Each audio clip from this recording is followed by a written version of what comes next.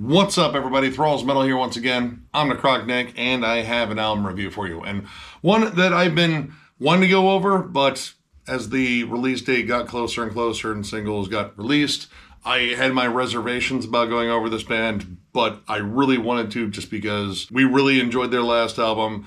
They actually reached out and thanked us. They're solid dudes, and I wanted to at least check this one out just because of that alone. So today we're going to go over the latest offering from Shrapnel, In Gravity. This also comes out on the 31st of May on Candlelight Records. This is their fourth full-length overall. I have been a fan since their first full-length, The Virus Conspires, which is just a ripping thrash metal album.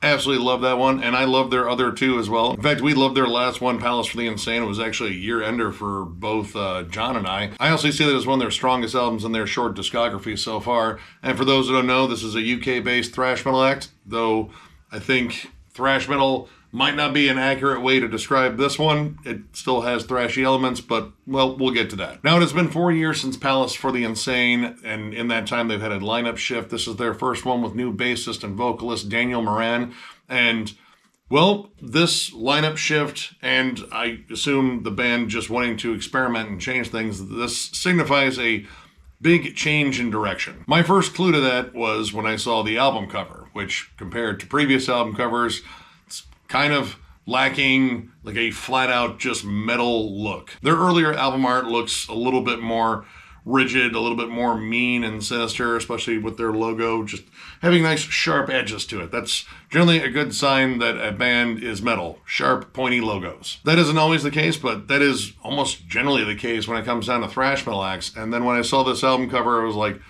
this kind of looks like you could just slap the Trivium logo on there and, well, it would be a Trivium album. And then I listened to their first single, the title track, and it was like, you know what? I really wasn't that far off. I really did not expect this shift because this band is essentially abandoned thrash for the most part. Like, this album still has thrashy elements and a couple of a little bit more just thrash-centric songs, but for the most part, I would say that they have gone more the route of bands like Trivium, Bullet for My Valentine, Silosis, and a myriad of other like melodic modern metal / melodic metalcore bands. The title track and lead-off single actually features Scott Kennedy of Bleed From Within, if that is any indication of the direction they're going. But it really won't take you long to realize that this band has drastically changed its sound, and that seems to be a going trend with a lot of more like recent thrash bands. Dust Bolts, Lost Society, Ultraviolence, and even to a degree Evil, even though, I mean, there's definitely some thrash metal still left in that one, but that last one was almost like an attempt to cover the Black Album, which no one should be covering that because it's been covered a million times. Outside of the change in style, I would say you can definitely tell that they wanted to make a bigger album. This has much bigger production, helmed by Jens Bogren, who's an excellent guy to pick for that sort of thing. The opening of In Gravity features a lot of atmosphere and Middle Eastern themes and like Middle Eastern singing. Honestly, it kind of sounds like the bridge on Smack My Bitch Up, which it's weird that I thought of that first, but that is the first thing that popped in my head when I heard it. And when the song kicks in, you know, it's definitely got its big heavy riffs. The guitars sound thicker than ever, honestly, a little bit more down-tuned. It's got pummeling drums. Again, nothing wrong with the production, but one of the biggest shifts is definitely in the vocals. Daniel Moran is more of a singer than I would say a growler. In fact, the harsh vocals on here are probably some of the weakest harsh vocals I've heard in this band's career. Like, generally, the harsh vocals and the clean vocals kind of balance out. Like, early on, they didn't have a lot of clean vocals. Palace for the Insane definitely had more clean vocals, but they were also very gruff, and they balanced out the harsher thrash metal vocals. This is really, really pushing towards cleaner, more accessible vocals and big chorus hooks. Every one of these songs, whether they go for a more like heavy, aggressive sound that pushes a little bit more towards their earlier sound, or, you know, something that is a little bit more melodic and just kind of based on a, you know, verse chorus sort of like sing-along formula, they all have a giant chorus. Judgment, Dark Age, Amber Screams, they all have giant hooky choruses. I mean, I could have named any track, maybe minus As Above because it's instrumental, but they all really latch on to that formula. And while this album definitely has its fair share of nice chuggy riffs and really heavy breakdowns, in fact, the breakdowns on here definitely have a more like straightforward metalcore-ish approach. The songs themselves feel very vanilla. Most of the choruses on here are very interchangeable, namely because they're all kind of shooting for that very similar soaring hook that kind of plays off of the more harsh verses or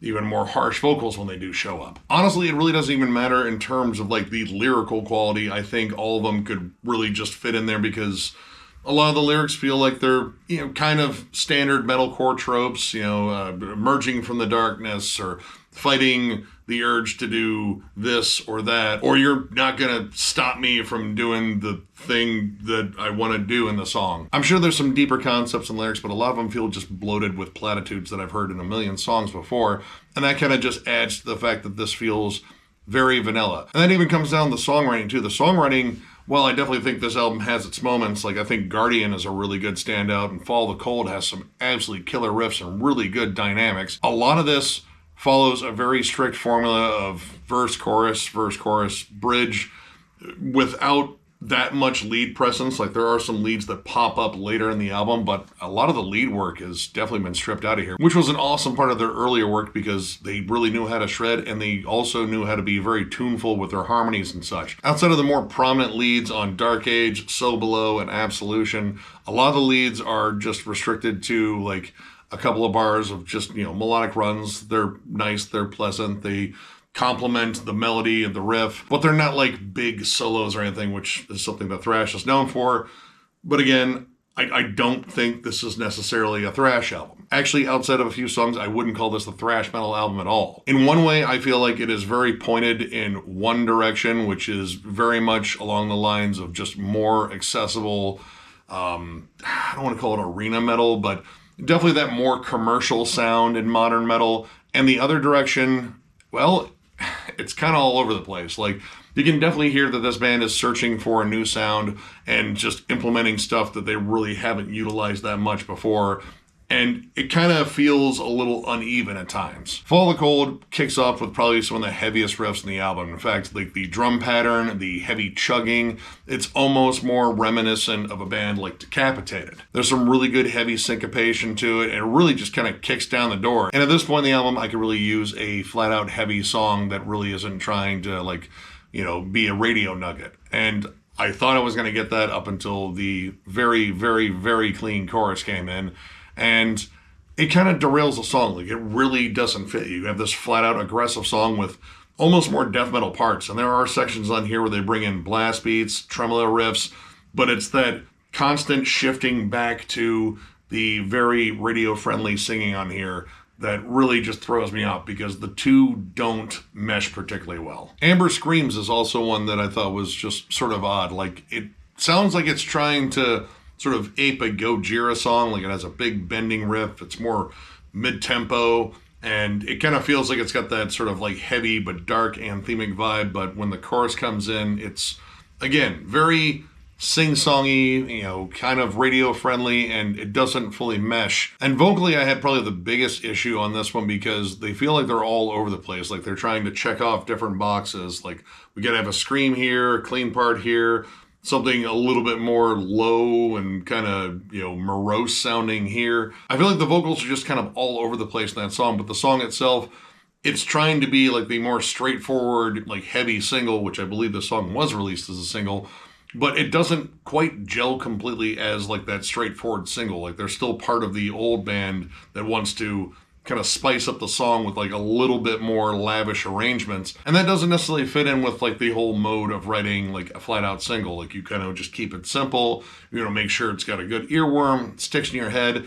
And this song felt like it had the potential to do that, but it didn't quite land. And large in part, like, one of my issues on this album is probably the vocals. I don't think this guy is necessarily a bad singer, but the vocals often feel very processed, especially on harmonies, and I still get the impression that this guy feels more comfortable singing than he does growling or doing harsh vocals, because the harsh vocals feel like he's really holding back, or occasionally just trying to squeeze in a more tuneful melody to the harsh vocals. There's nothing wrong with that, like, overall. Like, I've heard tons of bands do that, but here it just doesn't work. And when you consider his clean vocals being more prominent here, and the fact that every chorus is very soaring, very anthemic. It kind of feels like that's where the vocals want to lurk overall. Now, this album isn't without its bright spots. I think Guardian might be one of the strongest songs of the album, namely because it does take a little bit from their past sound, gets faster, there's more thrashy gallops to it, there's a notable shift in terms of the intensity. And while it does squeeze in a very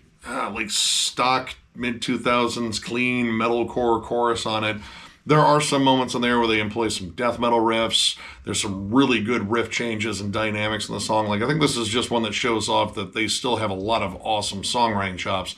It's just this new direction doesn't necessarily call for it. The last track, Absolution 2, which is kind of their big epic, is more of like a almost kind of proggy song in a way. Like, it's got a lot of shifts. It has a long build-up that's more clean in the beginning and builds to, more soaring anthemic riffs. And honestly, it has one of the best lead breaks in the entire album. Like, that whole lead break is got probably some of the best shredding on the entire album. While it is a more melodic song, I feel like at least the clean vocals fit a little bit more here. And musically, I really appreciate the fact that the song had some really good standout dynamics too. Even though at points I kind of thought it sounded like Metallica covering Rush, still not bad. Generally with experimental albums, it's, not done out of wanting to appeal to a broader audience. It's generally, more of like an artistic direction. Like, you wanted to employ different dynamics because, well, you didn't want to get creatively stale. And I totally get that if, this band felt that way about their previous 3 albums. Like, all right, we kind of did that. We want to do something different. But my thing is maybe the motivations behind it, because this doesn't feel like an experimental album. This feels kind of like the commercial push that In Flames made. And it's kind of like an all-over makeover. Like, again, you're looking at the album cover. It definitely does not scream what the earlier album covers look like.